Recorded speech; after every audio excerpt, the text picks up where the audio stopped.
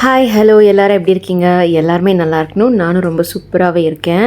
நம்ம சேனலில் பார்த்தீங்கன்னா ரொம்ப நாள் விலாக்ஸே போடல, அதுக்கப்புறமா வந்துட்டு ஷார்ட்ஸும் போடல. கொஞ்சம் ஹெல்த் இஷ்யூஸ் ஆனதுனால என்னால் எதுவுமே போட முடியல. இந்த வீடியோ கூட நான் வந்துட்டு எடுத்து ரொம்ப நாள் ஆகிடுச்சு, பட் என்னால் போடவே முடியல. எடிட் பண்ணி அப்படியே வச்சுட்டேன், வாய்ஸ் ஓவர் எதுவுமே கொடுக்க முடியல. எனக்கு வந்துட்டு கொஞ்சம் ஹெல்த் இஷ்யூஸ் இருந்ததுனால என்னால் இதுலேயுமே கான்சென்ட்ரேட் பண்ண முடியல. இது பார்த்திங்கன்னா வந்துட்டு நாங்கள் மார்னிங்கே கிளம்பிட்டோம். ஊர்லேருந்து ஒரு கெஸ்ட்டு வராங்க. ஸோ அதனால் வந்துட்டு நாங்கள் பிக்கப் பண்ணலான்னு சொல்லிவிட்டு ஏர்போர்ட்டுக்கு கிளம்பியாச்சு. அவரை தான் போய் கூப்பிட்டு வர போகிறோம். ரொம்ப க்ளோஸ் ரிலேட்டிவ் தான். இந்த விலாக் எடுத்து ஆல்மோஸ்ட் எப்படியும் 25 டேஸ் இருக்கும்னு நினைக்கிறேன். பட் என்னால் போட முடியல. இனிமேல் நான் வந்துட்டு கண்டினியூஸாக விலாக் போடணும்னு நினச்சிட்டு இருக்கேன். பார்ப்போம் எப்படி இருக்குன்னு சொல்லிட்டு. நம்ம ஷார்ஜா ஏர்போர்ட்டுக்கு தான் போயிட்டுருக்கோம். காலையில் நாங்கள் ஒரு 6:30க்கு கிளம்பிட்டோம். நானும் என்னோடய ஹஸ்பண்டும் பாப்பாவை அம்மா கிட்ட விட்டுட்டு கிளம்பிட்டோம். அப்படியே போயிட்டு இருக்கோம். காலையில் ரொம்ப க்ரௌடும் பார்த்திங்கன்னா ஏர்போர்ட்டில் இல்லை. ஸோ எந்த ப்ரிப்பரேஷனும் பண்ணவும் இல்லை. அவர் வராருன்னு சொல்லிவிட்டு முன்னாடியே நிறைய ப்ரிப்பேர் பண்ணணும்னு நினச்சேன். பட் எனக்கு சாட்டர்டேவும் ஆஃபீஸ் இருந்தது, கொஞ்சம் ஒர்க் இருந்ததுனால.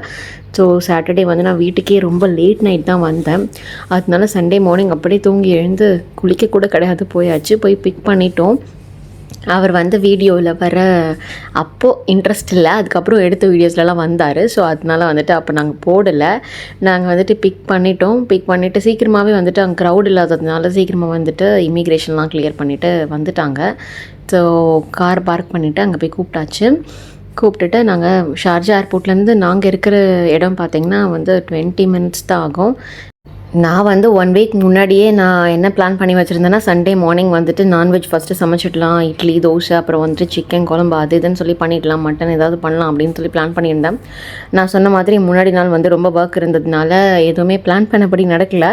வந்தோடனே எல்லாருக்கும் ரொம்ப பசி எடுக்க ஆரம்பிச்சிருச்சு. ஸோ நம்ம இட்லி பண்ணிடலாம். இட்லி பண்ணிவிட்டு நம்ம ஏதாவது 2 சட்னியே பண்ணிடலாம். அவங்களுக்கும் நான்வெஜ் வேணாம் அப்படின்னு சொல்லிட்டாங்க. ஸோ வெஜ்ஜே ஓகேன்னு சொன்னதுனால நம்ம ஒரு பக்கம் காஃபியும் போட்டாச்சு. ஃபஸ்ட்டு வந்தோடனே காஃபி போட்டு கொடுத்துட்டோம். சூப்பராகவே காஃபி போட்டுட்டு இட்லியும் சைமல்டேனியஸாக வேக வச்சுட்டு பார்த்திங்கன்னா சட்னி என்ன பண்ணுறது அப்படின்னு சொல்லிட்டு தெரியல. சரி, நமக்கு ஈஸியான சட்னி பார்த்திங்கன்னா கார சட்னியும் அதுக்கப்புறம் பார்த்திங்கன்னா தேங்காய் சட்னியும் தான்.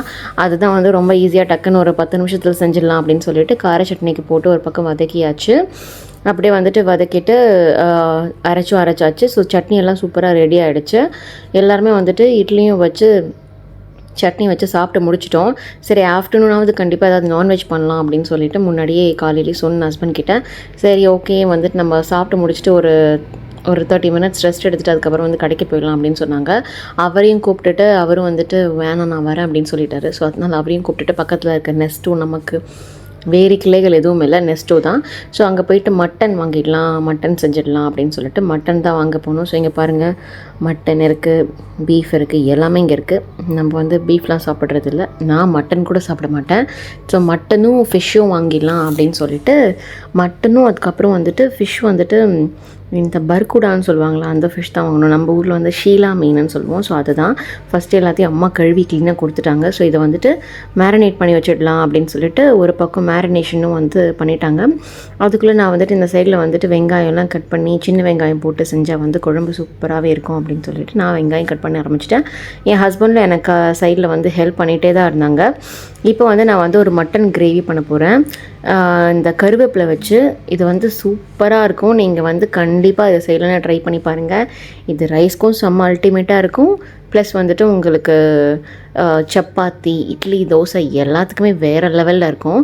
அதுக்கு என்னென்ன இன்க்ரீடியன்ட், அது அரைச்சி தான் செய்யணும் கம்ப்ளீட்டாக. அதுக்கு என்ன இன்க்ரீடியன்ட் வேணும் அப்படின்னு நான் சொல்கிறேன். நாங்களும் ஃபிஷ் ஃப்ரையும் எப்படி மேரினேட் பண்ணுவோன்னா இப்படி தான் பண்ணுவோம். ஃபஸ்ட்டு ஃபிஷ்ஷு, அது கூட இஞ்சி பூண்டு பேஸ்ட்டு, அது கூடவே நீங்கள் நல்லா போட்டு மிக்ஸ் பண்ணிக்கோங்க. நல்லா மிக்ஸ் பண்ணிவிட்டு அதில் கொஞ்சமாக உப்பு சேர்த்து அதையும் நல்லா ஒரு 5 to 10 மினிட்ஸ் ஊற வச்சா நல்லாயிருக்கும்.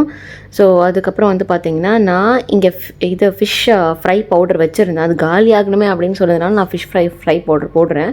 அப்படி இல்லை நான் இது ஜென்ரலாக ஆட் பண்ணுறதில்ல.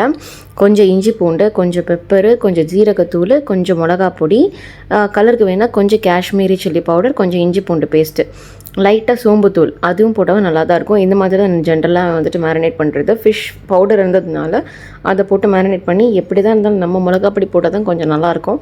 இது வந்து மிக்ஸ்டு பவுடர் வீட்டில் அரைச்சது. ஸோ அதையும் போட்டு நல்லா மிக்ஸ் பண்ணி வச்சிட்டோம். உங்களுக்கு லெமன் பிடிக்குன்னா ஒரு அரை ட்ராப் அரை லெமனும் போட்டு நல்லா மிக்ஸ் பண்ணி வச்சுட்டு ஒரு 3 hours மிக்ஸ் பண்ணி நல்லா ஊற விட்டுட்டிங்கன்னா செம்ம டேஸ்ட்டாக இருக்கும். இதுவும் மேரினேஷன் எடுத்து வச்சாச்சு. இப்போ பார்த்தீங்கன்னா நாங்கள் வந்து அறக்க பறக்க வந்துட்டு செஞ்சிட்ருக்கோம். ஏன்னா வந்து ஆல்ரெடி வந்து கடைக்கு போய்ட்டு வரும்போது ரொம்ப ஓவர் க்ரௌட்னால வந்து டைம் ஆகிடுச்சு. ஸோ அதனால வந்துட்டு சரி சீக்கிரமாக செஞ்சிடலாமே அப்படின்னு சொல்லிட்டு இந்த மட்டனை எப்படி செய்கிறது அப்படின்னு சொல்கிறேன். ஃபஸ்ட்டு எண்ணெய் வந்துட்டு நான் வந்து இப்போ வந்து 1/2 kg மட்டன் தான் எடுத்திருக்கேன். அதுக்கு வந்து ஒரு 4 ஸ்பூன் எண்ணெய் எடுத்தாச்சு. அதுக்கப்புறம் வந்து 10 to 15 சின்ன வெங்காயம், ஒரு பெரிய வெங்காயம் நல்லா வந்து கட் பண்ணி அதை போட்டு நல்லா வதக்கிக்கோங்க. அது கூடவே வந்துட்டு ஒரு கைப்பிடி அளவு கருவேப்பிலை, ஒரு 10 பல் பூண்டு, ஒரு இன்ச்சு இஞ்சி இதெல்லாம் போட்டு நல்லா வந்துட்டு வறுத்துருங்க. இது வந்து கொஞ்சம் கலர் சேஞ்ச் ஆகிற வரைக்கும் வறுத்துக்கணும். அப்புறம் வந்துட்டு 1 ஸ்பூன் வந்து மிளகு, 1/2 ஸ்பூன் வந்துட்டு ஜீரகம், 1/2 ஸ்பூன் சோம்பு இதெல்லாமே போட்டு நல்லா வந்துட்டு வதக்கிக்கோங்க. ஒரு 2 minutes வதக்கினா போதும். இது கூடவே வந்துட்டு 3 கிராம்பு, அப்புறம் ஒரு ஏலக்காய், கொஞ்சமாக வந்துட்டு ஒரு 2 ஸ்பூன் தேங்காய் துருவனது, அதுக்கப்புறம் வந்துட்டு ஒரு 3 to 4 வரமிளகா, ஒரு 1/2 இன்ச்சு பட்டை. மிளகா வந்து உங்கள் காரத்துக்கு ஏற்ற மாதிரி எப்படி இருக்குமோ அதுக்கு ஏற்ற மாதிரி மிளகா போட்டுக்கோங்க. என்னோடது ரொம்ப காரம். இது நல்லா வதக்கிட்டு நீங்கள் நல்லா கிரைண்ட் பேஸ்ட்டு அரைச்சி வச்சுக்கோங்க. இன்னும் 2 ஸ்பூன் ஆயில் ஊற்றி அதில் வந்துட்டு ஒரு பெரிய வெங்காயம், ஒரு பெரிய தக்காளி இதெல்லாம் போட்டு நல்லா வந்துட்டு நீங்கள் வதக்குங்க. அது வந்து நல்லா மசிகிற அளவுக்கு வதக்கிக்கோங்க. இப்போ இந்த மாதிரி இந்த கன்சிஸ்டன்சியில் வந்து பேஸ்ட்டு அரைச்சி வச்சுக்கோங்க. அரைச்ச பேஸ்ட்டை வந்து இப்போ நம்ம வந்துட்டு வதக்கி வச்சுருக்க தக்காளி கூட வந்துட்டு நல்லா போட்டு தக்காளி வெங்காயத்தை கூட நல்லா போட்டு மிக்ஸ் பண்ணுங்கள். நல்லா மிக்ஸ் பண்ணிவிட்டு அந்த மிக்சியில் வந்துட்டு கழுவின தண்ணி இருக்குல்ல, அந்த அரைச்சி வச்ச மிக்சியில் அதுலேயும் வந்துட்டு எடுத்து வச்சுக்கோங்க. இப்போ ஒரு சிட்டிக்கு மஞ்சத்தூளும், 1 ஸ்பூன் வந்து மிளகா பொடி, 1.5 ஸ்பூனோ இல்லை 1 ஸ்பூனும் தனியாத்தூள், ஒரு 1/2 ஸ்பூன் உப்பு இதெல்லாம் போட்டு நல்லா மிக்ஸ் பண்ணிக்கோங்க. இதுக்கு வந்து காஷ்மீரி சில்லி கூட நீங்கள் போட்டுக்கலாம். நான் காஷ்மீரி சில்லி தான் போட்டிருக்கேன். ஆல்ரெடி வந்து அந்த மிளகாவே எனக்கு வந்து ரொம்ப காரமாக இருக்கும். ஸோ இதெல்லாம் போட்டு நல்லா வந்துட்டு வதக்கிட்டு எண்ணெய் பிரிகிற அளவுக்கு வதக்கிக்கோங்க.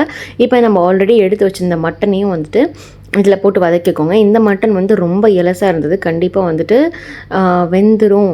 இதை வந்து நம்ம வந்துட்டு குக்கரில் தான் போட போகிறோம். பட் இந்த மாதிரி வந்துட்டு நல்லா வந்து வதக்கிட்டு ஒரு 10 நிமிஷம் கொதிக்க விட்டுடலாம். கொதிக்க விட்டு அதுக்கப்புறமா வந்துட்டு அதை எடுத்து நான் குக்கரில் ட்ரான்ஸ்ஃபர் பண்ணி வந்துட்டு வேக விட போகிறேன். உப்பு இந்த ஸ்டேஜில் பார்த்து எப்படி இருக்குன்னு பார்த்துக்கோங்க. நான் வந்து குக்கரில் ஒரு 3 to 4 விசில் விட்டேன். அவ்வளோதான். ஏன்னா இந்த மட்டன் வந்து ரொம்ப இலசாக இருந்ததுனால நல்லாவே சீக்கிரமாக வெந்துடும். அந்த மட்டனுக்கு ஏற்ற மாதிரி விட்டுக்கோங்க. இப்போ பாருங்கள் நல்லா செம்ம சூப்பராக வந்து ரெடி ஆகிடுச்சு. கலரை பாருங்கள். இது கூடவே வந்து கொஞ்சம் கொத்தமல்லி போட்டு நீங்கள் வந்து நல்லா கலக்கிட்டு சுட சர்வ் பண்ணிங்கன்னா அவ்வளோ அல்டிமேட்டாக இருக்கும். வாசனையும் அந்த அளவுக்கு செம்மையாக இருக்கும். நீங்கள் கண்டிப்பாக இந்த ரெசிபியை ட்ரை பண்ணி பார்த்துட்டு எப்படி இருக்குன்னு கமெண்ட் பண்ணுங்கள். அப்புறம் ஒரு சைடில் வந்து பார்த்திங்கன்னா ஃபிஷ்ஷும் வந்துட்டு நல்லா மேரினேட் பண்ணி வச்சுருந்தேன். அதையும் நல்லா வறுத்தாச்சு. இந்த ஃபிஷ்ஷு வந்து வறுவலுக்கும் செம்ம டேஸ்ட்டாக இருக்கும், குழம்புக்கும் அல்டிமேட்டாக இருக்கும். இதுவும் எப்படி இருக்குன்னு சொல்லுங்கள்.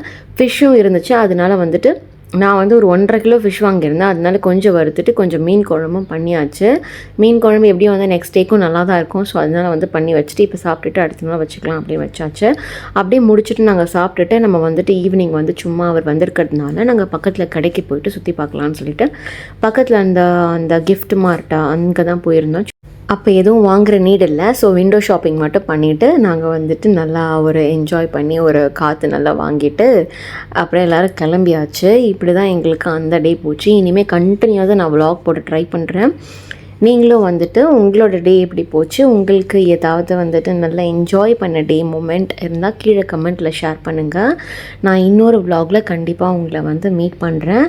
என்னோடய சேனலுக்கு சப்போர்ட் பண்ணுங்கள், சப்ஸ்கிரைப் பண்ணுங்கள். நான் போடுற ஷார்ட்ஸையும் வந்து கண்டிப்பாக பாருங்கள். பாய் பாய்.